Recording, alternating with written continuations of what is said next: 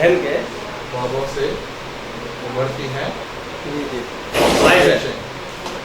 हाँ। मैं एक्चुअली बिल्कुल अभी भी है ना, हाँ हाँ नहीं मुझे 2 मिनट और दे दीजिए। बिल्कुल नहीं, बिल्कुल। दूसरी लाइन मिस हो गई। नहीं कोई बात नहीं। जब तक आप बता दो कोई तो मैं आपको ये बताना चाहता हूँ कि जो राजपूत जी ये बातें जो आपको बता रहे थे कि बहुत संघर्ष किया, ये किया, वो किया, तो टारगेट तो यही है कि अब आगे अगर इनको रास्ते बताने वाला कोई नहीं था, अगर अब संघर्ष ना करना पड़े किसी को, अब संघर्ष ना करना पड़े, सीधा प्लेटफॉर्म। अब हमें सीकर्स चाहिए जिनको तलाश है। अब मैंने मंदिर बता में दिया, मखसूद अब मैंने किसी को बता दिया कि मैं अब जब से फेसबुक पे अपडेट गया है तब से कुछ लोग खुश हैं, कुछ नाखुश होंगे, लेकिन उससे कोई फर्क नहीं पड़ता है, समझे। तो मैं कहता हूँ कि अपनी 2 लाइनें सुनाने के बाद में मैं दीपक जी से आग्रह करता हूँ कि जो जिस टॉपिक पर थे नवोदित कवित्री वाली जो बातें चल रही थी उसमें क्या होना चाहिए, कैसे होना चाहिए, आप भी कुछ सुझाव दें। तो मैं वो 2 लाइनें बोलता हूँ कि तुम्हारी कहानी सुनाने लगे हैं, ये सच्चाई है।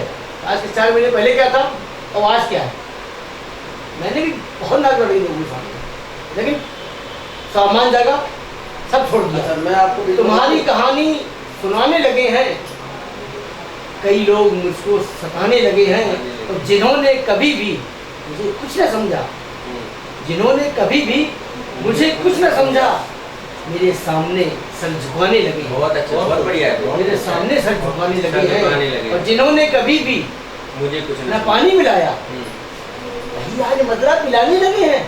अच्छा, असल में मैं ये कह रहा था, राजपूत जी कुछ कहना चाहते हैं, इसके बाद में असल में जो फलसफा मैंने बताया था वो जिंदगी के बारे में बताया था, तो मैं जिंदगी के बारे में 2 लाइनें और लेके अपना चैप्टर क्लोज करना चाह रहा था।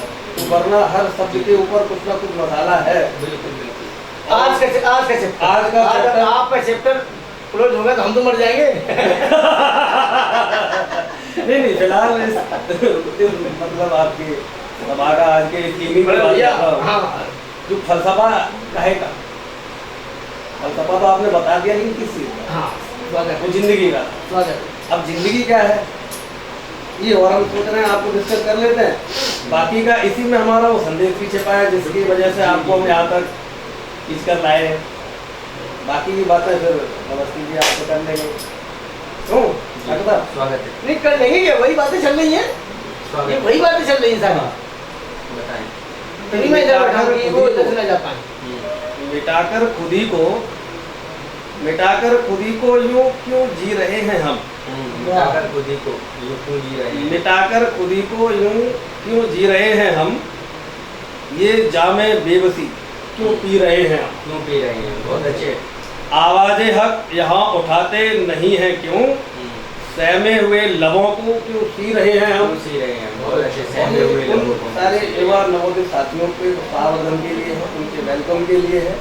तो अब लब को ना सुने, उनके लिए ये एसएल सीक्वेंस प्रोडक्शन शुरू हो गया है, उनकी सारी ख्वाहिशों को पूरा करने के लिए। खास तौर से जो उनके पठन पाठन लेखन, उनकी जो प्रतिभा है इंटेलेक्चुअल, मीडिया का जो उसका पार्ट, किस तरीके से उनके अंदर की प्रतिभा को मीडिया के माध्यम से उभार देना है और उसको इस स्तर तक लेकर जाना है कि उनको आर्थिक लाभ इतना होने लगे जितनी उनको आवश्यकता है। ऐसा नहीं खाली काम चलाओ, जितनी उन्हें आवश्यकता है, यानी कि फिर उनके लिए आजीविका भी हमारा ही माध्यम बने, उन्हें कहीं और भटकना ना पड़े। फिर अगर जीवन में कोई जाना चाहे तो अपना ही कोई अपना सेंटर बनाए, अपना ही केंद्र बनाए, नौकरी ना उन्हें करनी चाहिए। निश्चित रूप से सेल्फ एम्प्लॉयड भले ही हो जाए। सही बात कही कि आज युवाओं में टैलेंट तो बहुत है, कहीं ना कहीं पर वो अपने लबों को सीए बैठे हैं, इसमें कोई संदेह नहीं है। और आगे अपनी बात को मैं और 2-4 लाइनों में पूरा संदेश दे रहा हूँ उन सारे अपने युवा नवोदित साथियों को कि हम चाहते हैं जिस तरह करती नहीं है जिंदगी, हम चाहते हैं जिस तरह करती नहीं है जिंदगी, दीपक जी अद्भुत है ये, सुनो। अपनी रजा कुछ भी नहीं, उसकी रजा है जिंदगी। बहुत अच्छा है, बहुत बढ़िया। मजबूरियां हैं कस रही, लाचारियां हैं डस रही, एक कैद का एहसास है लगता सजा है जिंदगी। ये जानते हैं सब यहाँ मरते सभी हैं एक बार, हर सांस मैं हूँ मर रहा, लगता है कदा है जिंदगी। लगता है जिंदगी बहुत अच्छा है, बहुत खूबसूरत। तन्हाइयाँ वीरानियाँ है खारसी रुसवाइयाँ, आता नहीं कोई यहाँ, लगता खिदा है जिंदगी। लगता कि जाए जिंदगी। ढूंढता है ना कभी लिख करके कोई तो मिले सुनाने के लिए, किसे सुनाऊं, कोई तो मंच मिले। बिल्कुल बिल्कुल। तो उसके लिए ये समस्या खत्म करने के लिए है कि तन्हाइयाँ वीरानियाँ हैं खारसी रुसवाइयाँ, आता नहीं कोई यहाँ, लगता खिदा है जिंदगी।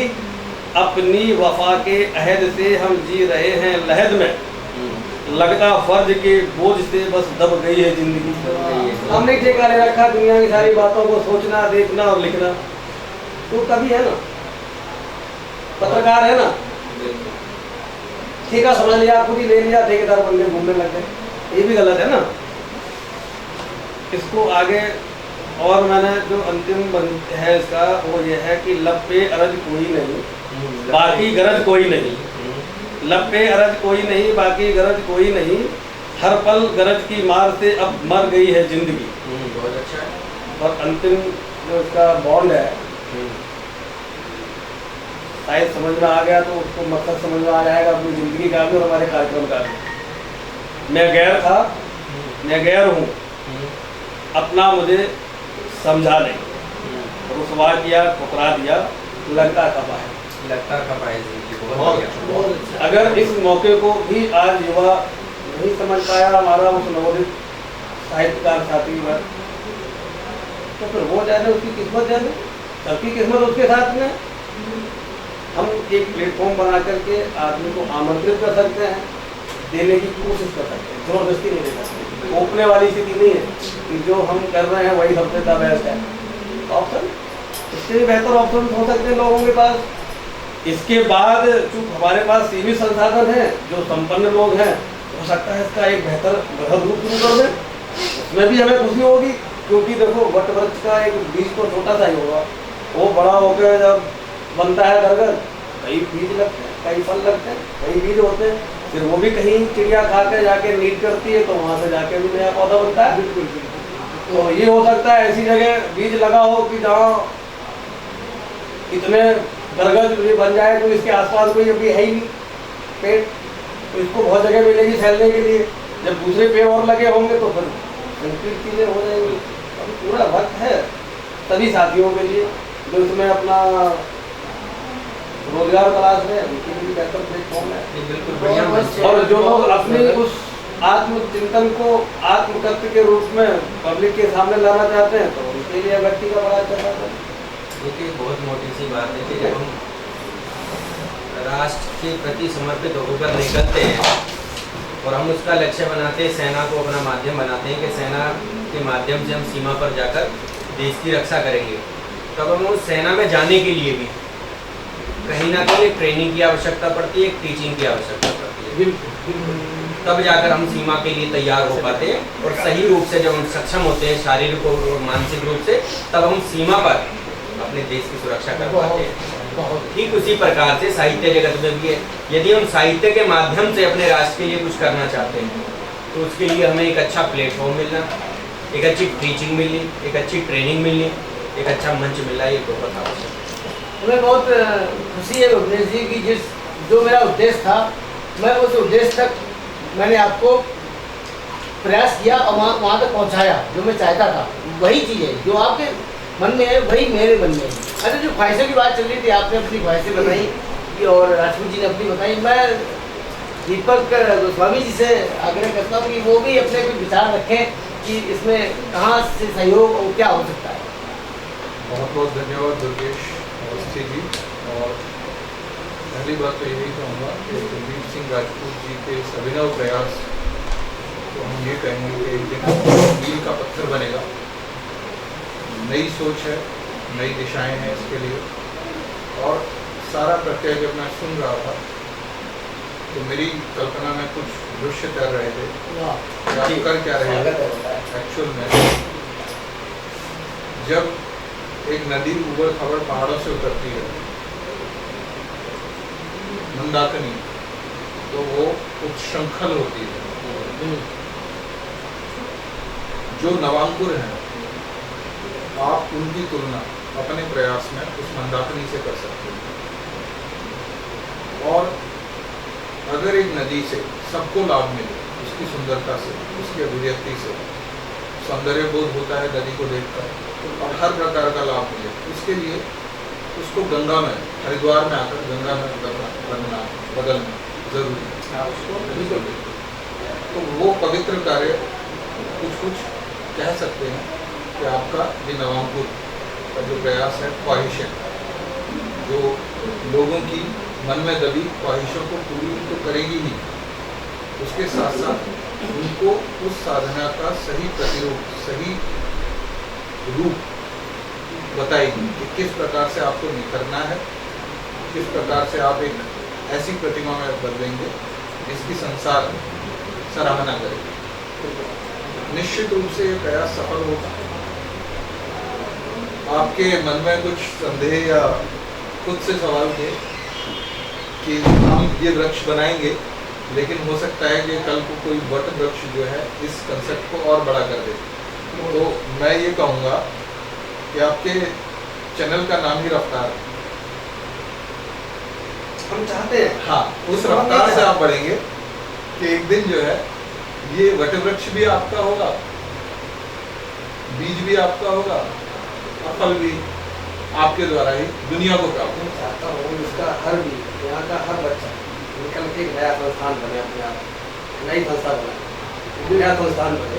यही उद्देश्य बड़ी एक पिता क्या चाहता है अपने पुत्र से, ये भी संतति उत्पत्ति है। बिल्कुल। क्या वो चाहता है कि मेरे बच्चे में ये पावर ना हो? अगर ये चाहता हो परमपिता परमेश्वर, तो हमारे अंदर वो ताकत नहीं होती, आज हमारी ये प्रगति नहीं चल रही होती, संतति नहीं चल रही होती। बिल्कुल। मैं चाहता हूँ हर वो व्यक्ति को इस प्लेटफॉर्म पर आए, उसको इतना महाराज की दया करके उसके अंदर इतना उड़ेल दें कि वो मेरा डुप्लीकेट, मजाक नहीं करता हूँ। बिल्कुल। यही मेरा प्रयास है, यही भागीरथी प्रयास है कि अगर मैंने अपने सभी साथियों को अपना डुप्लीकेट बना दिया, जो वो रियल में है उन्हें पता नहीं है।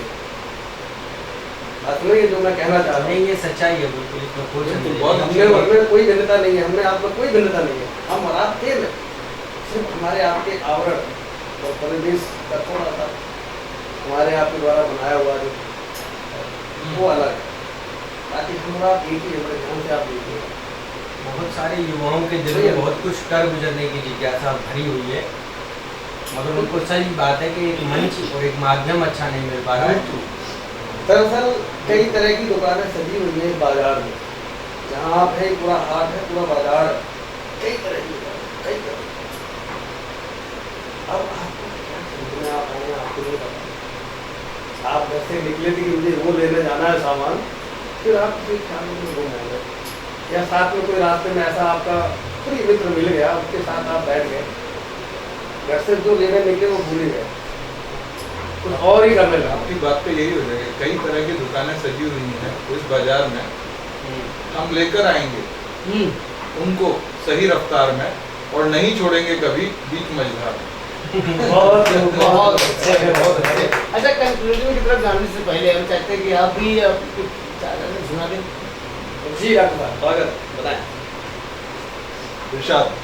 मैं बात युवाओं की हो रही है, रफ्तार चैनल की बात हो रही है, तो रफ्तार से जुड़ी हुई, जीवन की रफ्तार से जुड़ी हुई, लक्ष्यों से जुड़ी हुई, युवाओं से जुड़ी हुई बात करता हूँ।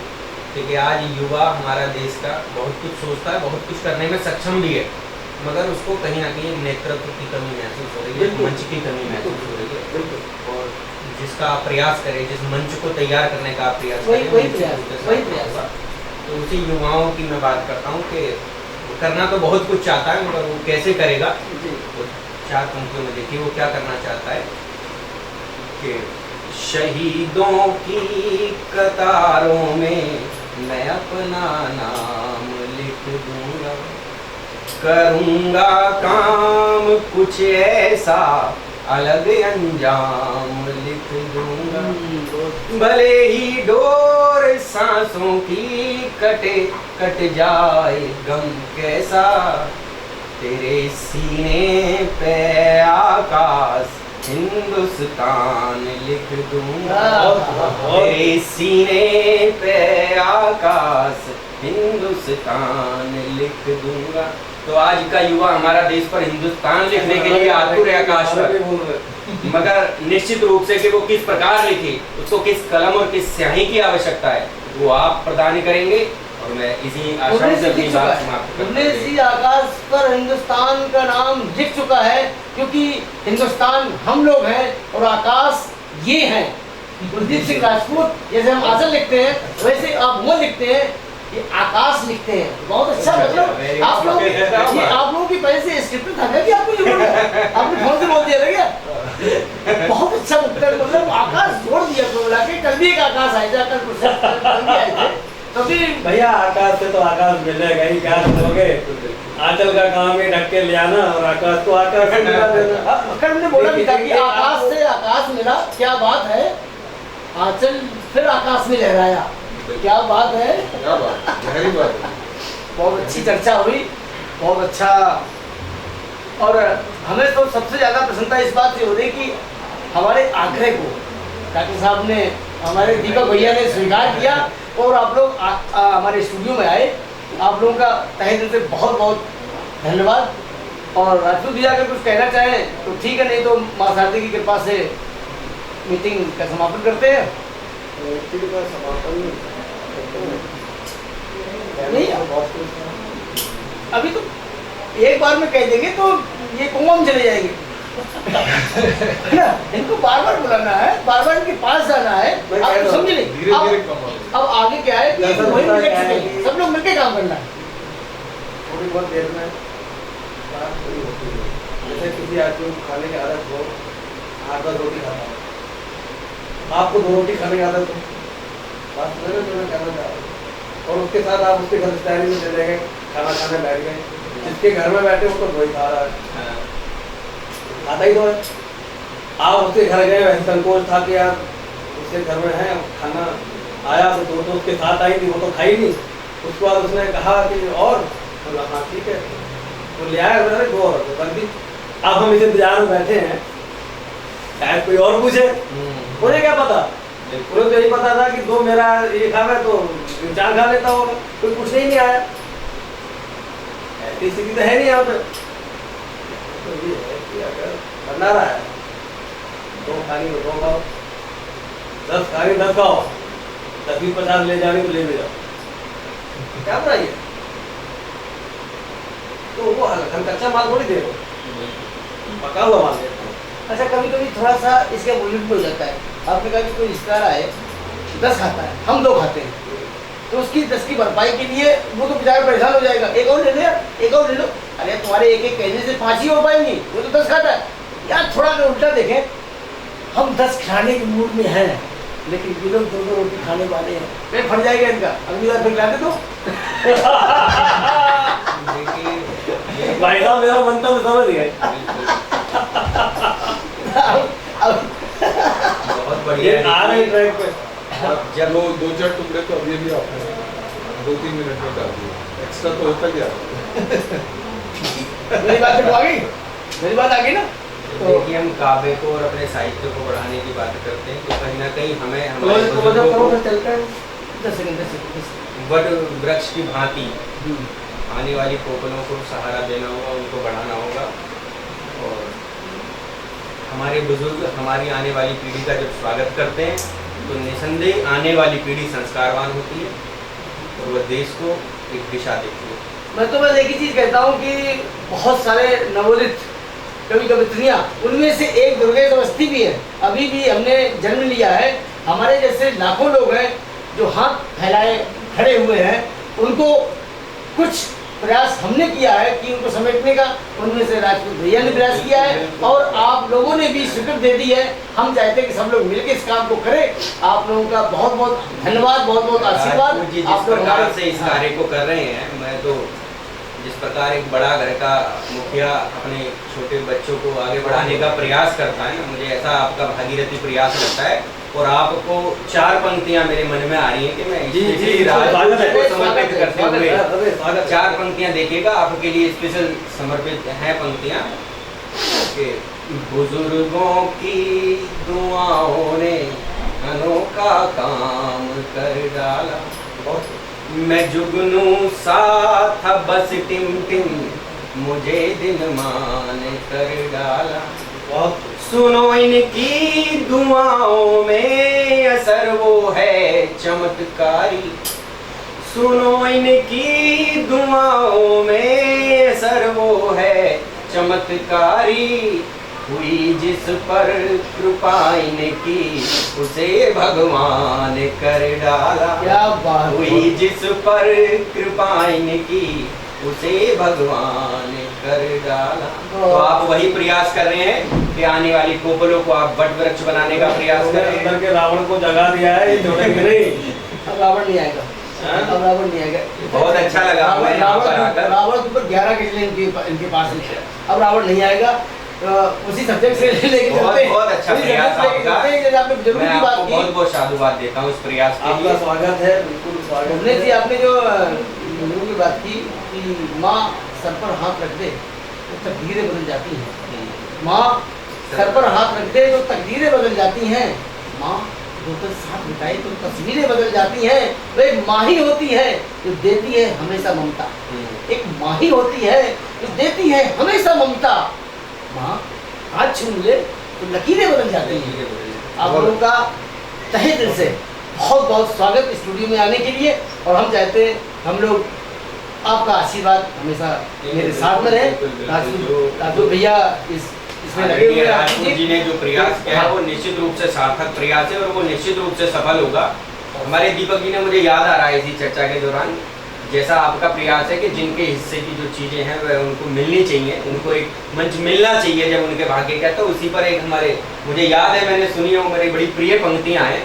तो मैं दीपक जी से अनुरोध करूंगा कृपया वो पंक्तियाँ जरूर सुनाएं। मेरे बड़ी प्रिय पंक्तियाँ, जिनके हिस्से की मिट्टी। हाँ, वो यही तो बड़ी इंतजार था, बेहतरीन। यही तो इंतजार था मुझे। और यही कॉन्सेप्ट के मुताबिक भी आपकी वो पंक्तियाँ हैं। तो मैं चाहूंगा कि वो आप जरूर आपने मुझे कोर्स भी दिया था। हालांकि इतना बढ़िया आप लोग अपने विचार रख रहे हो कि मैं सुनकर ही अभिभूत हूँ, मज़ा आ रहा है मुझे। फिर भी मैं, ये अभी गीत है मेरा और अक्सर मंचों पर अभी सुना रहा हूँ, तो थोड़ा सा गया था तो मैं सुना देता हूँ।